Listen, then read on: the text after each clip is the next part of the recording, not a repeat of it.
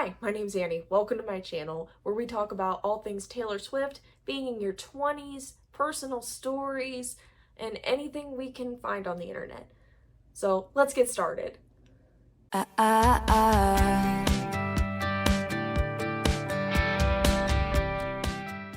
So today we're going to be talking about sister songs in Taylor Swift's discography.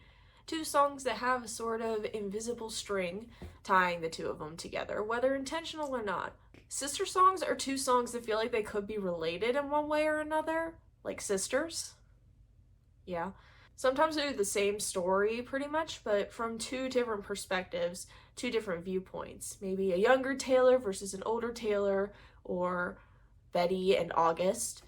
Oftentimes you'll see one song from a more mature perspective, with the other one from a younger, more naive perspective. There are a lot of these songs in Taylor's discography. This video is barely scraping the surface, and I'm definitely going to be doing more of this type, so if you want to see that, make sure you click the subscribe button, because this is going to be a recurring video series. So the first duo I have are You're Losing Me from Midnights and How Did It End from the Tortured Poets Department, the anthology. I'll be honest, it wasn't until Taylor Swift herself did the mashup between How Did It End and You're Losing Me on the tour that I really fell in love with How Did It End. We must know how did it end?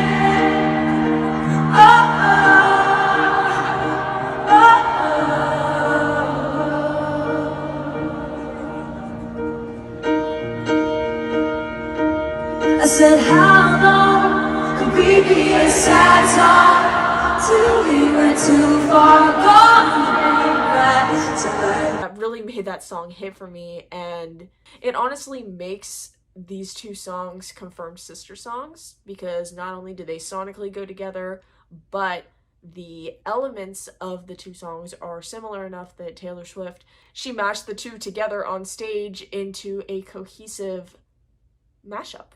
So let's look at some of the similar pairings of lyrics between the two songs. In You're Losing Me, we have, we thought a cure would come through in time, now I fear that it won't. And in How Did It End, our maladies were such that we could not cure them, and so a touch that was my birthright became foreign. So you can see in You're Losing Me, I see that song as more of the, you're in the middle of the breakup, you're seeing things from that sort of skewed perspective, like you want it to work. You're trying to do everything you can to salvage this breakup, and just coming to terms with the fact that, you might not be able to save it. And that's a really hard thing to do. And I think in How Did It End, you're sort of, she's already been through the breakup and trying to come to terms with it. So both songs are her trying to come to terms with her losing this person, this relationship, but it's just from different perspectives in that healing. That line, we thought a cure would come through in time, now I fear that it won't. She is still hoping for that cure. She's fearful that it's not going to come. And then in How Did It End, she says, our maladies were such that we could not cure them. So she's talking in past tense, it's already over. So the first line in How Did It End is, we hereby conduct this post-mortem. A post-mortem is defined as an examination of a dead body to determine the cause of death. She says that in the first line of How Did It End. So the relationship, it's dead. She's going through it, trying to figure out how did it end. In You're Losing Me, she says, my heart won't start anymore. So, actively going through the breakup or realizing you're about to break up, she says, my heart won't start anymore. And then in You're Losing Me, she says, we hereby conduct this post-mortem. So you can see the first one, she's trying to save it. Second one, it's gone. So in You're Losing Me, she says, how long could we be a sad song till we were too far gone to bring back to life? Again, how far gone could they be? How long could they go on like they're going before they can't save what they have? And how did it end? She says, say it once again with feeling, how the death rattle breathing, silenced as the soul was leaving. So death rattle breathing is a term used to describe the sounds of the last couple dying breaths of someone. So you go from how long could we be a sad song till we were too far gone to bring back to life, to how the death rattle breathing, silenced as the soul was leaving. So effectively a very poetic way to say the relationship is dead. In this situation, I would definitely put how did it end as the older, more mature perspective, and you're losing me as the younger, a bit more naive perspective. And how did it end? She's questioning why this relationship ended, this whole thing, but she does accept that the relationship is over. And in You're Losing Me, she is trying to grasp at straws and find ways that she can save this dying relationship. Next up, we have Castles Crumbling from Speak Now, Taylor's version, and Long Live from Speak Now. In Castles Crumbling, you see Taylor sort of comparing fame to being a queen or someone ruling an empire, and she's losing her subjects' favor. They're suddenly turning on her, and she doesn't know how to feel about it.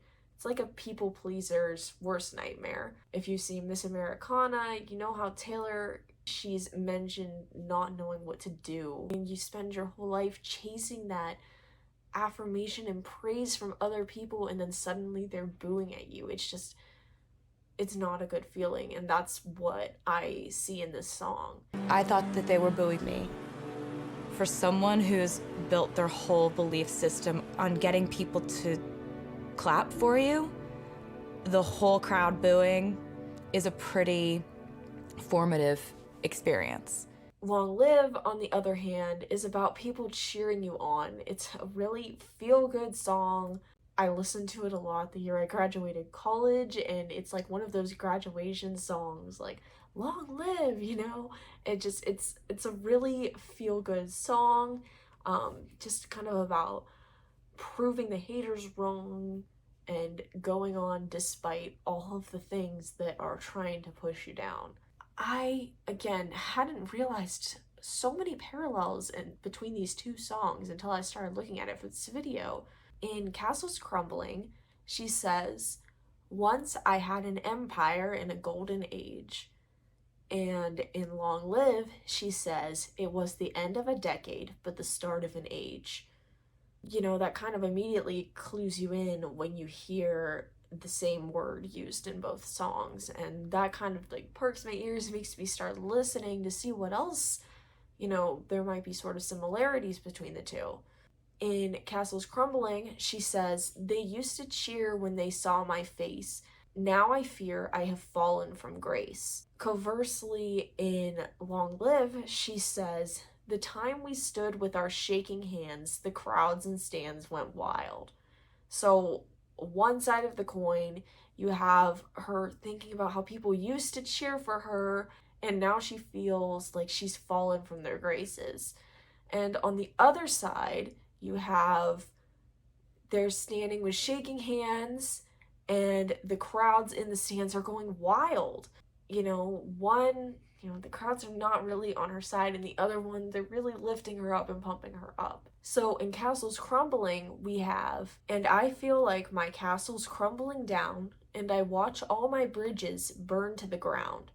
In Long Live, she says, long live the walls we crashed through, how the kingdom lights shined just for me and you.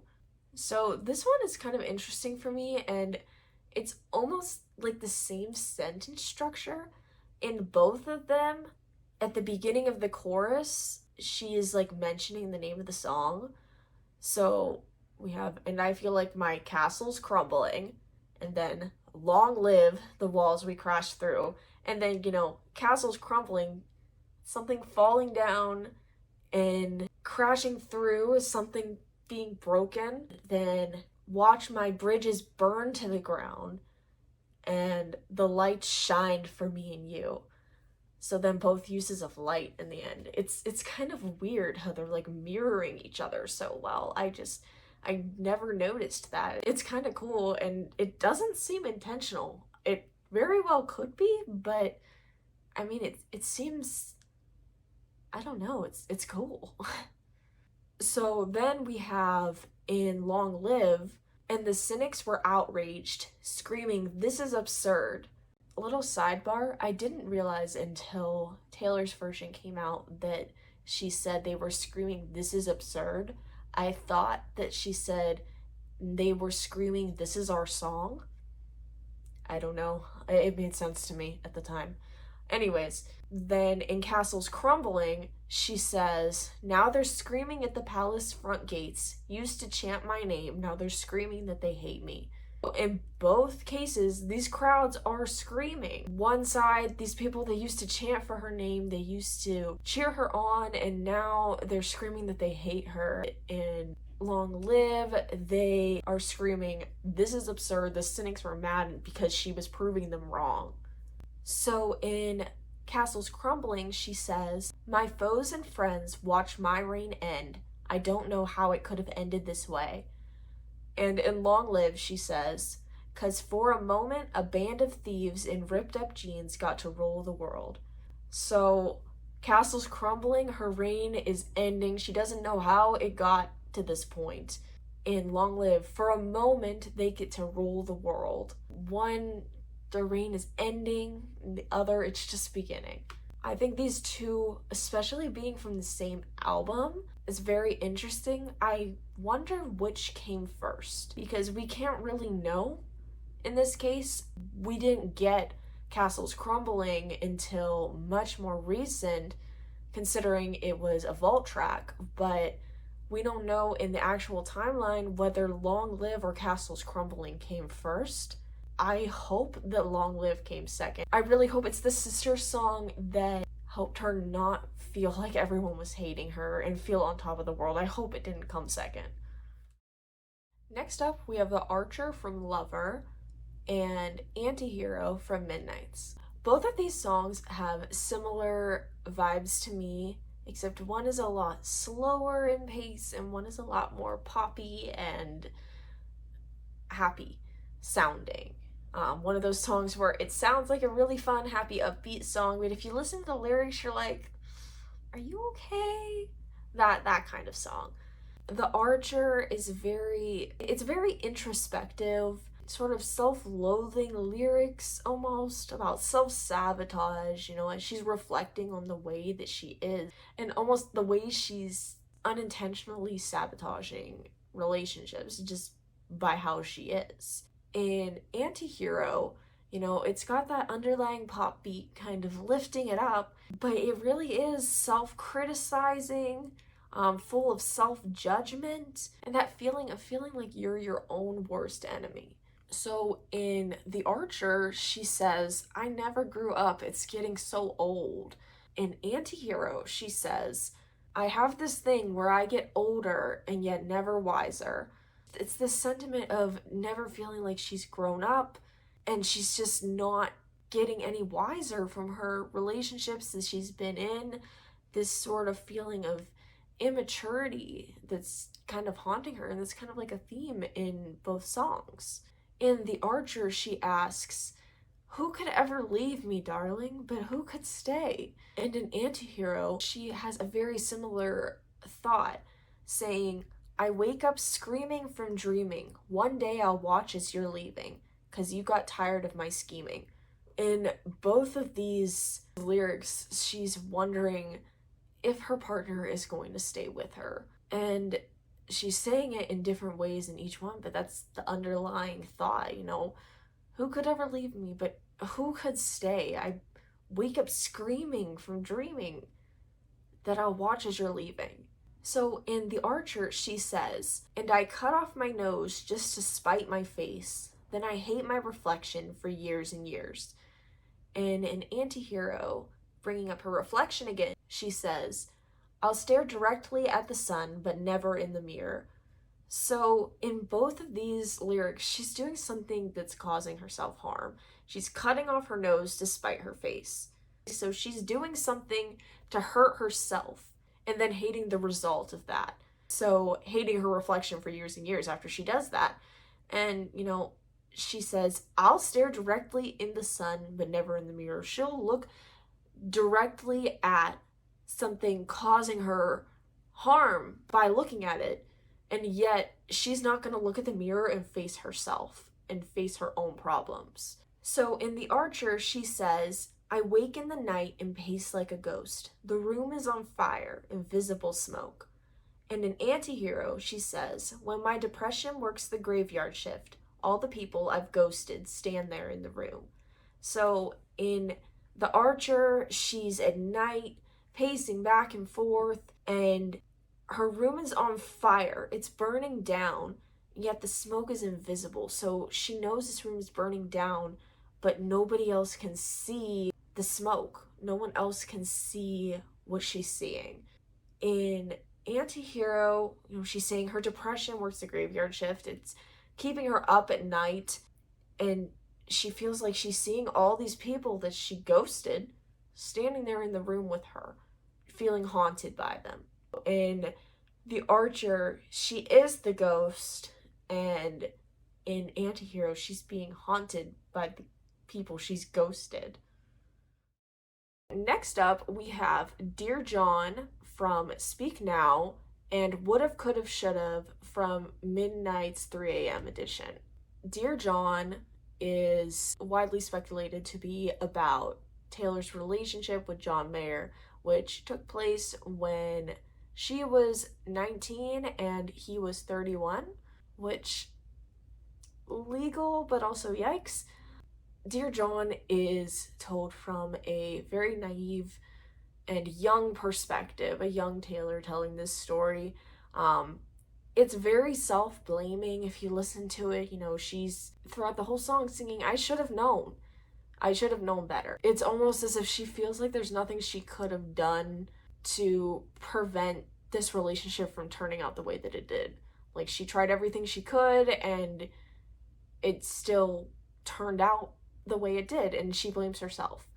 Now, during the writing of Midnights, she was going through the re-recording process of her masters, and I think it's very likely that she was dredging up a lot of old emotions going through her old work, and I personally believe that is the reason we have the masterpiece of Would've, Could've, Should've. So it really seems to be looking back on that relationship with a more mature perspective. When Taylor Swift recorded this, she was 31, I believe, which was the age that John Mayer was when he dated her, which probably would make you feel all sorts of ways. In this song, she really places that blame where it belongs, on John. She, throughout the whole song, is, you know, calling him out for the way he was. I will say real quick, I'm saying John, you know, it's never been like completely confirmed that, you know, this is about John Mayer. It's just speculation, but there's a lot of evidence for why that would make sense. So I'm gonna be saying John in this, but we'll never know what Taylor actually meant. So clearly in the song, you can see that she's still, to this day, affected by the way this relationship was on her. Obviously not like she was back in the day when it actually happened, but some things will stick with you. It's almost like she's looking back now in this re-recording process and reflecting on how the power balance was totally off in that relationship and how sort of messed up it was for her back then, and just looking back at it now as a more mature adult, and just seeing how it was. So here's some of the lyrics that kind of tie these two together in my mind. In Dear John, we have, don't you think 19's too young to be played by your dark, twisted games when I loved you so? In Would've, Could've, Should've, we have, and I damn sure never would have danced with the devil at 19. So you have that very clear correlation between the two songs, the age 19. As soon as I heard this song on Midnights, I was like, oh my gosh, I need to go listen to Dear John again. I watched this really amazing video, totally recommend it, by Ali Sheehan, analyzing the song Would've, Could've, Should've. Go watch it, you will not regret it, it's so good. So in Dear John, a lyric that she says throughout the whole thing is, I should have known. She says this over and over again, blaming herself for what happened. In Would've, Could've, Should've, she says the title Would've, Could've, Should've. Again, tying the two songs together.